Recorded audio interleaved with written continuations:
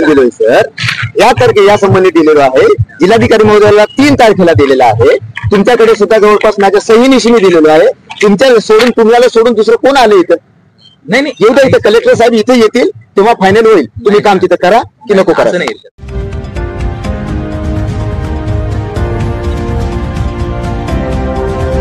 Deglur times live, तुमच्या विश्वासाचा आवाज. टेस्ट रिपोर्ट आल्याशिवाय कसं दोषी म्हणणार तू सांग मला. कोणाला सर? तू कसं दोषी म्हणणार? कायद्याच्या भाषेत होता ना. हा सर. ते एखाद्या नाली दोषी झाले, हा, जोपर्यंत आपल्याला एखादा क्रॉस टेक्निकल टेक्निकल टीमनच एकदा त्याला इन्स्पेक्टरनं आणि त्याला रिपोर्ट देणं अपेक्षित. एक तर क्वालिटी कंट्रोल. तुला जरी चिरा दिसल्या, मला दिसल्या किंवा ह्यांना दिसल्या म्हणू शकत तर आपण काय म्हणू शकतो सर. सगळे उदाहरण माझ्याकडे आहेत. एक उपअभियंता, त्याचं नाव काय, शिरीरे.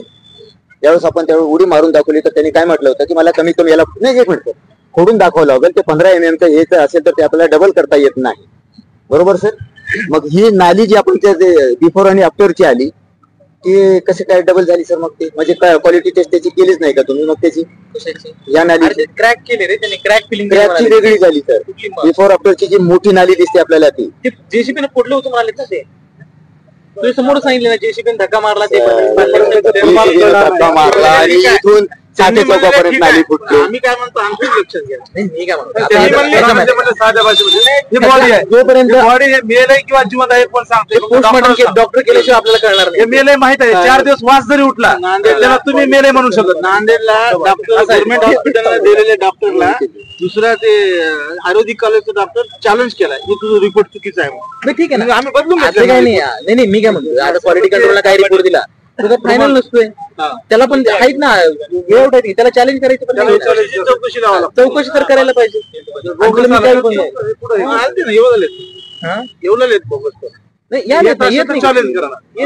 आणि ठीक आहे ना, मी तेच म्हणतो. कसं माहितीये का, तू म्हटल्याप्रमाणे याला दोषी जोपर्यंत कोण टेक्निकल टीम म्हणणार नाही तोपर्यंत आपल्याला रोड घ्या म्हणावं सर.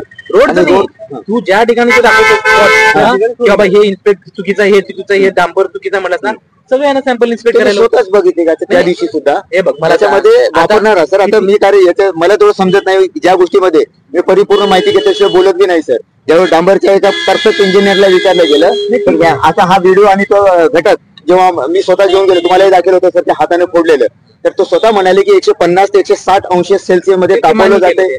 मग आता हे सगळ्या गोष्टी आपण मान्य असताना ह्या गुत्तेदाराला का पोचतो? चालेल, ह्याला शिक्षा करा की दंड करा की सर? ह्याला काहीतरी फाईन लावतील ना. ते कधी लावतील सर? 18 तारखेला मी निवेदन दिलोय सर. या तारखे या संबंधी दिलेलो आहे.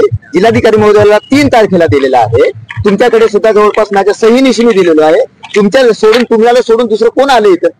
नाही येऊ द्या, इथं कलेक्टर साहेब इथे येतील तेव्हा फायनल होईल. तुम्ही काम तिथं करा की नको करा. नाही आता सगळं कसं माहिती का, आता एवढं सगळेजण आले सपोर्ट करा, ठीक आहे ना, आपलं चांगलं काम करून घेणं होतं.